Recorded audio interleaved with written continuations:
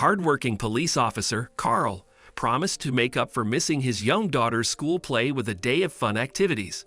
When an armed robber takes Karl and his daughter hostage, Karl knows he must do whatever it takes to ensure his daughter survives. Before we continue, please take some time to subscribe to Dailydose, like, and share this video with your friends. Karl sat at an empty desk and paged through the procedure manual. A detective position had opened up in his precinct, and he was determined to get the job. He'd recently completed his degree in psychology and felt like the sky was the limit. Only the insistent ringing of his phone broke his concentration. "Karl, did you forget?" Karl froze. His wife, Teresa, had just spoken the most terrifying words a husband could hear. "Forget what, my sweetheart?" Karl asked. "Mary's school play. Our daughter has been rehearsing the entire semester, and I reminded you yesterday and this morning." Teresa let out a loud exclamation. "You promised her you would be here, baby." Karl was already pulling on his jacket with one hand. "I'm on my way. Tell Mary I'll be there soon." Studies forgotten, Karl raced to his car. Moments later, he was speeding across town to his daughter's school. Karl didn't make it in time. While everyone was leaving, he arrived at the school and ran into his wife and daughter in the parking lot. "I'm so sorry, Mary." Karl knelt beside his sulking daughter, but she refused to look at him. "I tried hard to get here in time, but I got stuck in traffic." "You love your job more than me." Mary spun round and strutted to Teresa's car. "You'll need to do something big to make this up to her." Teresa waggled her finger at him. "She was a fantastic fairy, by the way. I recorded all her parts so you can watch them at home." Karl hugged Teresa tightly. "You're the best. I was studying for the detective's exam and lost track of time. You watch my videos of her and do something special together this weekend, and maybe our little princess will forgive you." Teresa shrugged. "Sounds like a great idea." Karl kissed his wife on the cheek. "And while I'm treating the little princess, maybe my queen would like to visit the beauty salon. I'll book my appointment tomorrow." Teresa grinned at him. That Saturday, Karl planned a slew of activities to enjoy with Mary. They went to a park where they bounced on trampolines and played on slides and swing sets. There was even a shooting range where Karl won a giant unicorn plushie for Mary. It didn't leave her arms, even when they went to eat lunch at a restaurant. Karl couldn't keep the smile off his face as he watched Mary offer fries to the toy, which she named Duchess Twinklistar.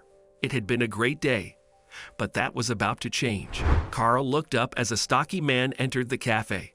Something about the way the man scanned the room caught Karl's attention. He studied the guy and noticed his nervous demeanor and how he kept his hands in his pockets. There was an odd shape to those pockets.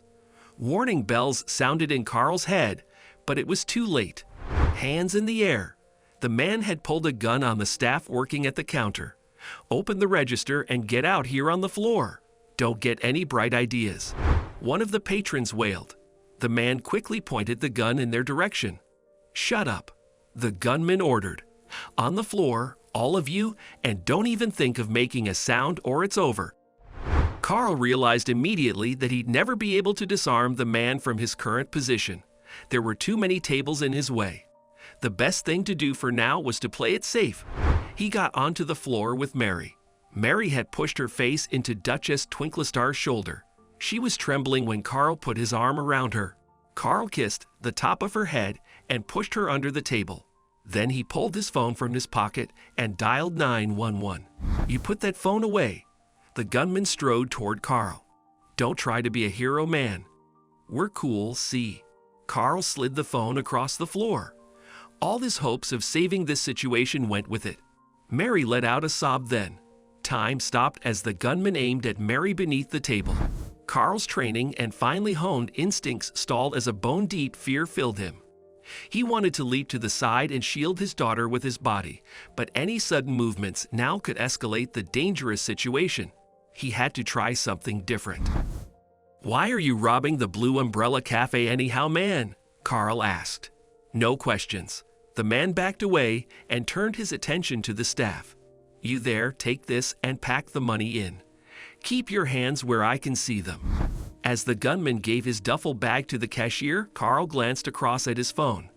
His call had gone through, and the operator was still on the line. They would have heard him mention the cafe's name, which meant police officers were being dispatched to the location. All he had to do now was wait. Karl studied the gunman again. He was nervous, fidgety, and held his gun a little awkwardly. This man lacked the confidence of a hardened criminal, but his nervousness and inexperience with a firearm presented a different hazard. No matter what, Karl had to ensure Mary survived this. He slowly moved closer to the table and knelt so his daughter was squarely behind him. "Papa," Mary whispered. SHH. Karl never took his eyes off the gunman as he reached back to comfort his daughter. A tear sprang to his eye when he felt her small fingers wrap around his. The police arrived with sirens blaring and lights flashing. Chaos erupted inside the cafe. Several patrons on the far side of the dining area ran for the emergency exit. The gunman turned to shout at them, and one of the cashiers fled through the front entrance. Karl got ready to tackle the gunman, but the man grabbed his duffel bag of cash and fired a round into the ceiling. "Next person who moves will get it. I'm not playing around." The man moved away from the glass doors at the entrance and herded the remaining patrons into a corner with him. This had just gotten very bad, and Karl knew how quickly a hostage situation could escalate. He needed to do something immediately to help keep everyone safe. Karl watched the gunman out of the corner of his eye. He was about to take a huge risk, but it was the only way. "Hey man," Karl said in a neutral tone, "I know you want to get out of here as easily as possible. Maybe I can help you." The gunman huffed at Karl. "Yeah, right. Ain't nobody in this world that wants to help me, otherwise I wouldn't be here. This world can be cruel. What do you know about it? I lived a good life. I raised my kids to live good lives, and I thought that was enough till I realized the world don't care. It'll come for you no matter what you do. Sounds like somebody wronged you. Who was it? Them boys out there." The gunman gestured at the door. "The law came for my boy, even though he did nothing wrong, and then they assigned the dumbest greenhorn lawyer in the state to defend him." The gunman clenched his jaw. "But I won't let them pin this on my boy. I'm going to get him a good lawyer with this cash." "Then let me help you. I promise I'll do everything I can to see your son walk free, but you have to listen to me." The gunman stared at Karl, but then a woman asked if she could use the powder room. The gunman gestured to her to proceed and watched the woman until she reached the door. "You'd best quit your chattering." The gunman pointed at Karl. "I ain't going to trust you. You'll run for that door first chance you get, and all your promises will be forgotten." Karl sighed. It was clear he wouldn't be able to talk the man down. "Can I take my daughter to the bathroom too? When that lady gets back." Karl waited. He'd noticed something useful when the woman went to the bathroom and knew this could be his chance to disarm the gunman. When the first woman returned, Karl took Mary's hand and walked her to the bathroom door. The man had watched the woman only until she opened the door. He never watched her actually enter the powder room. Karl watched in his peripheral vision as he opened the door for Mary. When the gunman looked away, Karl gestured to Mary to be quiet and shut her in. What followed were the longest seconds of Karl's life. He quickly snuck up behind the gunman and grabbed him. A moment later, he disarmed him. The remaining hostages stampeded for the entrance. Within a few minutes, the police entered and arrested the gunman. Karl held Mary tight as he carried her to the car. He apologized for what she had to go through. That evening, he and Teresa did everything they could to help their daughter cope with the traumatic experience. When Karl got home from work the next day, he first went to Mary's room. She was sitting at her table drawing. "What are you drawing, sweetheart?" "It's for school. My teacher said we need to draw our hero, so I drew you, Papa." Karl beamed as he took in her daughter's illustration of him defending her from the gunman. He went to her and hugged her tightly.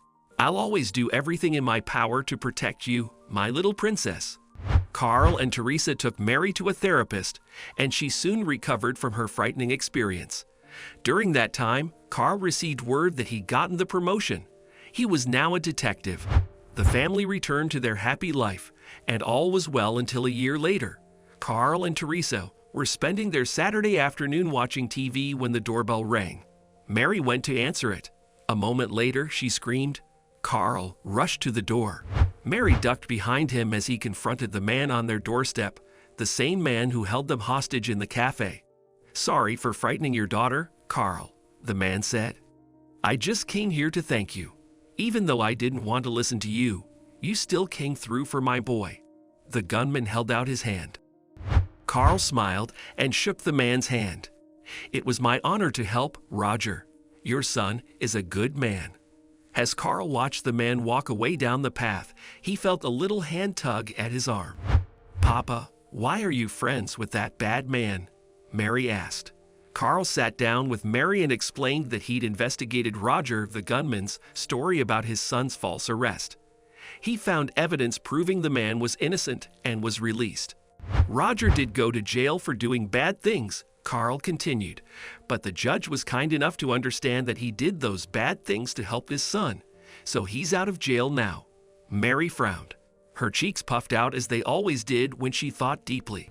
"I think all police people should be as good and fair as you are, Papa," she said. "That way, everyone will be safe and happy." Karl kissed Mary's forehead. His daughter's words filled him with pride. Being a cop was tough, but days like this reminded him how important it was to maintain his integrity and belief in making the world a better place.